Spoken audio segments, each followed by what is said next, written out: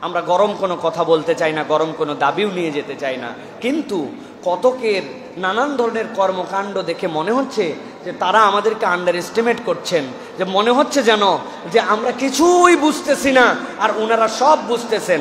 বর্তমান এই যারা দায়িত্বের মধ্যে আছেন এর মধ্যে কতকে আমরা দেখেছি মার্কিন যে যৌন উপনিবেশবাদ এই দেশের উপরে চাপিয়ে দেওয়ার প্রচেষ্টা, এই উপনিবেশবাদ চাপিয়ে দেওয়ার জন্য কতকে বিভিন্ন মন্তব্য করছেন।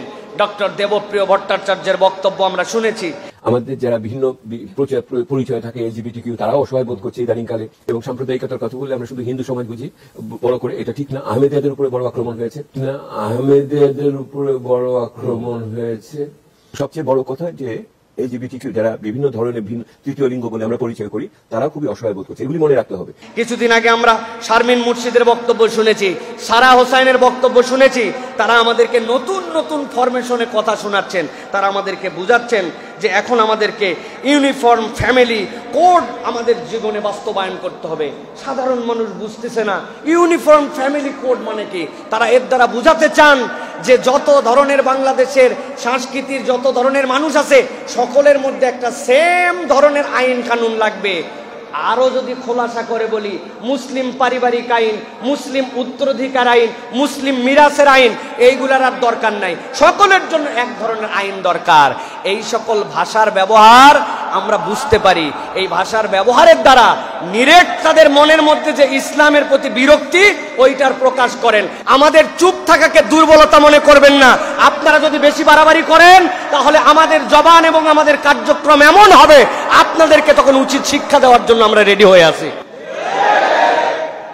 আপনারা সমকামিতার বীজ ঢুকাতে চান, অন্তর্ভুক্তিমূলক আমরা গভর্নমেন্ট করতে চাই। আমরা বুঝি অন্তর্ভুক্তি দ্বারা আপনারা কি বুঝাতে চান। রাসূলুল্লাহ সাল্লাল্লাহু আলাইহি ওয়াসাল্লামের পরে কোনো নবী নাই।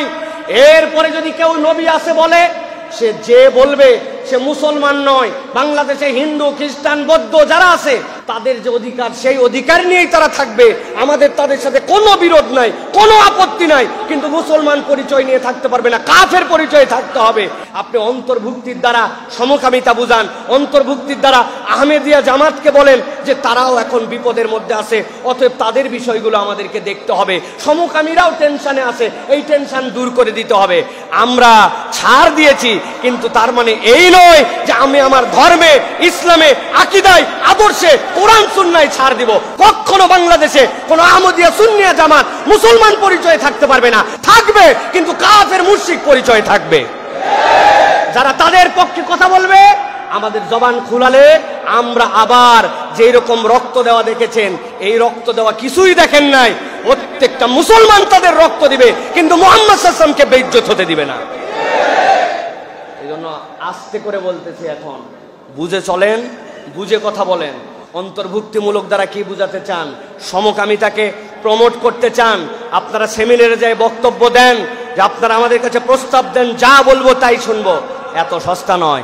বাংলাদেশে প্রকৃত সংখ্যালঘু আমাদের হিন্দু ভাইরা নয়, খ্রিস্টান ভাইরা নয়, আমাদের অন্যরা নয়, প্রকৃত সংখ্যালঘু যারা নিরেট ইসলাম পছন্দ করে, ইসলাম মানে তারা হচ্ছে বাংলাদেশে প্রকৃত সংখ্যালঘু। আমি হুজুর দাড়ি থাকার কারণে বিপদ, আমি হুজুরের টুপি থাকার কারণে বিপদ, আমি হুজুর ইসলাম মানার কারণে বিপদ। আমার আয়না ঘরে বিচ্ছিন্ন দুই একজনকে কেবল দেখেছে অন্যদের, আর প্রত্যেকটা মুসলমান দাড়ি টুপিওয়ালা এদেরকে বিভিন্ন ট্যাগ লাগায়া জঙ্গির নাটক সাজায়া ওদেরকে ভিকটিম বানানো হয়েছে। অতএব এই দেশের পিছনে আমাদের যে অবদান, আমরা স্টেক হোল্ডার, এটা মেনে আপনারা সিদ্ধান্ত নিয়েন। আমরা উড়ে এসে এখানে বসি নাই। সাবধান করে দিলাম আপনাদেরকে। অনেক কথাবার্তা আমরা শুনতেছি যেগুলোর দ্বারা আপনারা কি প্রমোট করতে চাচ্ছেন এ বিষয়ে আমরা সচেতন আছি। দেশকে স্টেবল করেন, যে দায়িত্ব নিয়ে আসছেন ওই দায়িত্বের মধ্যে থাকার চেষ্টা করেন। আউল ফাউল চিন্তা ভাবনা করে অন্য দেশের এজেন্ডা বাস্তবায়ন করার জন্য চিন্তা করেন না। এজেন্ডা বাস্তবায়ন যারা করার চেষ্টা করেছিল তাদের দেশে তারা পালায় চলে গেছে। আপনারাও কিন্তু সেই দেশে পালাবেন যাদের এজেন্ডা বাস্তবায়ন করবেন। এই দেশ দেশের জায়গায় থাকবে, আমরাও ইনশাআল্লাহ এই দেশের মধ্যে থাকবো ইনশাআল্লাহ। এই আদর্শ বাংলাদেশে নাপাক কোনো কিছু ঢুকায় না।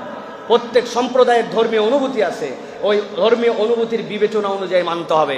আর এইটা বিশ্বাস করে চলতে হবে এখানে 90% মানুষ মুসলমান এবং ইসলামকে পছন্দ করে, অতএব 90%-এর উপরে আপনি 1-2%-এর এজেন্ডা চাপায় দিবেন।